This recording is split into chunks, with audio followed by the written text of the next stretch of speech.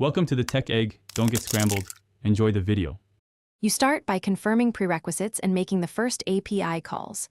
Enable Vertex AI and create a service account with roles for Vertex AI and cloud storage. Download its JSON key.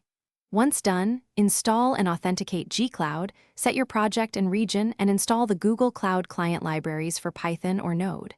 Then make a quick test, call projects, locations, models, list to verify access. This confirms your environment, credentials, and network are ready to proceed with training or prediction requests.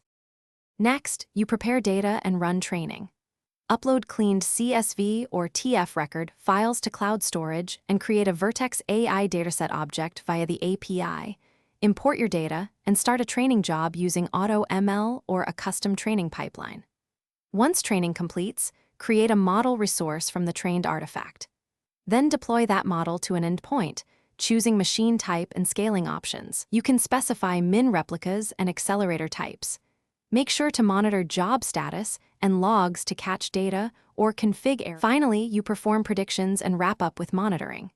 Call the endpoint for online predictions or submit a batch prediction job for large datasets, ensuring your input matches the model schema.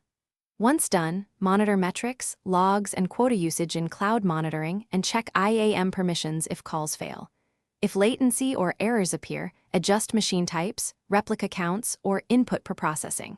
A key tip: if you hit unexpected responses, validate input formats against the model schema first.